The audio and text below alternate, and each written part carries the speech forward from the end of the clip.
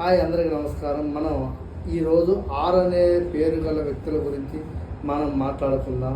మనకి ఈ సోమవారం, వచ్చే సోమవారం అనగా 17వ తారీఖు 11 నెల 2025న ఈ సోమవారం నాడు ఈ అనే వ్యక్తులు అనేది ఖచ్చితంగా పరమశివుడు దేవాలయానికి వెళ్ళి కార్తీక దీపం అనేది వెలిగించి వారి కుటుంబంలో ఉన్నటువంటి కొన్ని దోషాలకి నివారణ జరిగే సమయం కనిపిస్తుంది.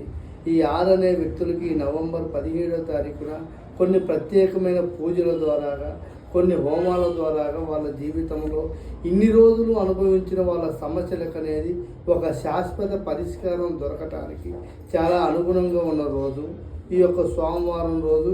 ఈ పేరు గల వ్యక్తులు ఖచ్చితంగా పరమశివుడు దేవాలయానికి వెళ్ళి అక్కడ 365 ఒత్తులు ఉంటాయి.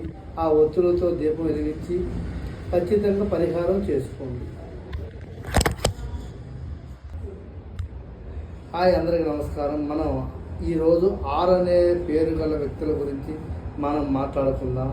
మనకి ఈ సోమవారం, వచ్చే సోమవారం అనగా 17వ తారీఖు 11 నెల 2025న ఈ సోమవారం నాడు ఈ అనే వ్యక్తులు అనేది ఖచ్చితంగా పరమశివుడు దేవాలయానికి వెళ్ళి కార్తీక దీపం అనేది వెలిగించి వారి కుటుంబంలో ఉన్నటువంటి కొన్ని దోషాలకి నివారణ జరిగే సమయం కనిపిస్తుంది.